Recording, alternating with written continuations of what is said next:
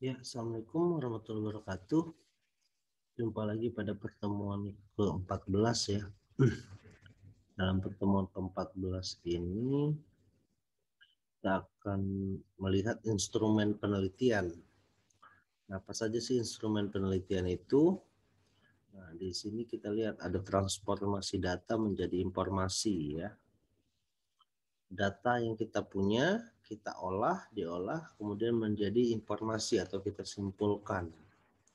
Nah, syarat-syarat data yang baik itu apa?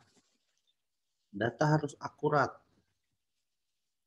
data harus relevan, data harus up to date.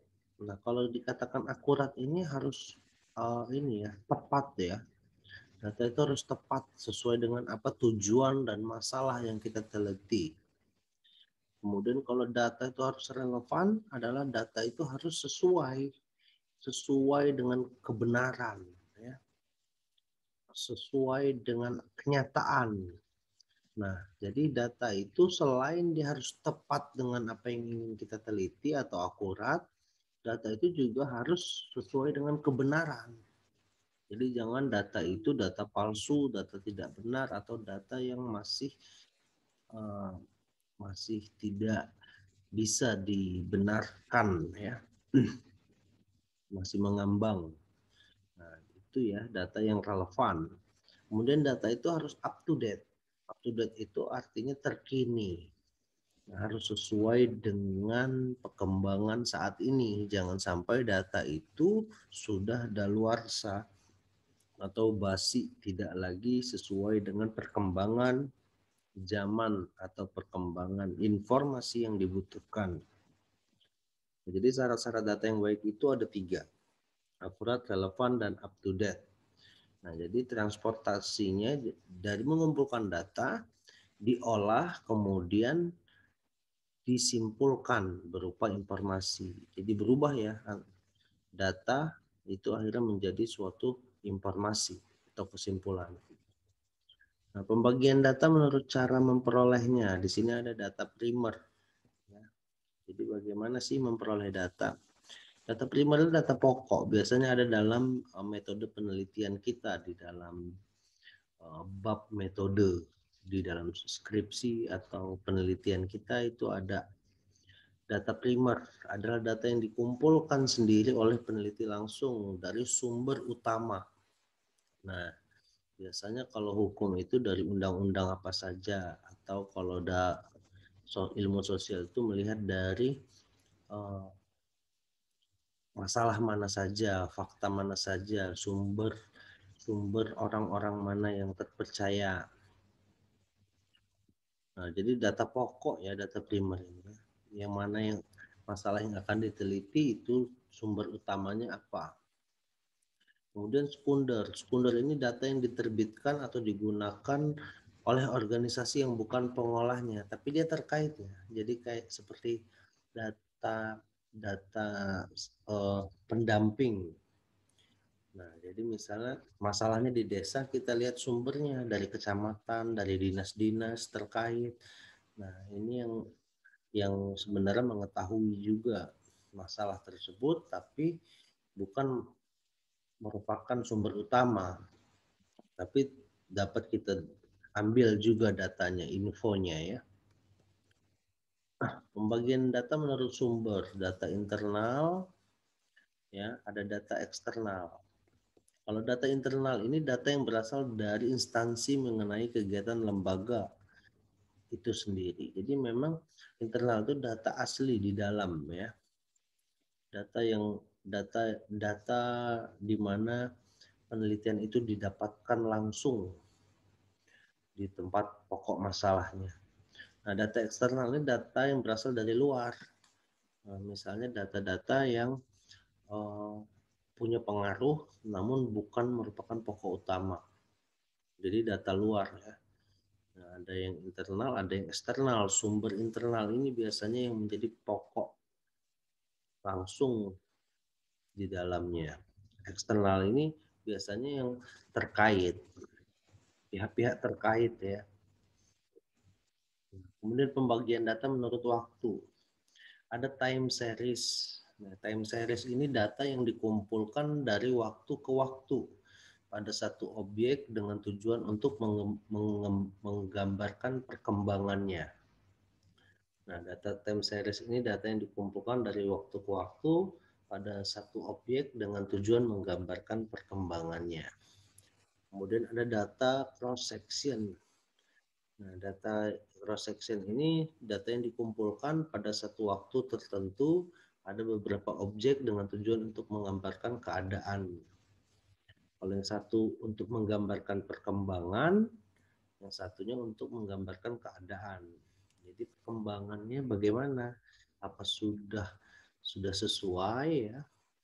Terus kalau yang cross section ini keadaannya seperti apa? Keadaannya sudah buruk atau sudah membaik ya? Data menurut sifat. Jadi selain waktu ada juga sifat ya. Nah, ada data kualitatif. Nah, ini biasa dipakai ya kualitatif ini berupa pendapat atau judgement sehingga tidak berupa angka tetapi berupa statement ya, kata atau kalimat. Contoh, pelayanan rumah sakit Enggal sangat baik statementnya ya. Kemudian tingkat kesejahteraan masyarakat sangat tinggi. Nah, di desa itu sudah banyak orang yang berubah menjadi orang yang baik misalnya. Di desa tersebut telah hilang masalah-masalah narkoba. Nah, ya. Ini statement ya kualitatif berupa kalimat. Kedua ada data kuantitatif. Kuantitatif ini sebenarnya berbeda dengan kualitatif ya. Kuantitatif ini berupa angka atau bilangan. Seperti sampel, skala ya. Nah, itu kuantitas. Lihat dari kuantitasnya, lihat dari banyaknya angka, bilangan. Ini kuantitatif ya, kuantitatif. Kalau kualitatif ini melihat dari kualitasnya, baik atau buruk. Kalau kuantitatif itu melihat dari sampelnya, angka-angkanya, seberapa banyak yang mengatakan baik, seberapa banyak yang mengatakan buruk. Contoh, tingkat kepuasan pasien Enggal itu mencapai 92%. Ini dari data yang ada, dari banyak yang berkata baik buruk, akhirnya disampelkan 92%. Kemudian yang kedua, tingkat pendapatan masyarakat mencapai 800.000 per bulan. Nah, ini rata-rata. Setelah disurvei berapa masyarakat, ternyata pencapaiannya 800.000 per bulan. Ini dilihat dari sampel sebenarnya. Jadi kuantitatif itu lihat dari angka, bilangan, jumlah yang didapat dari sampel. Sedangkan kualitatif ini melihat dari statement yang ada, kata-kata dan deskriptif yang berkualitas.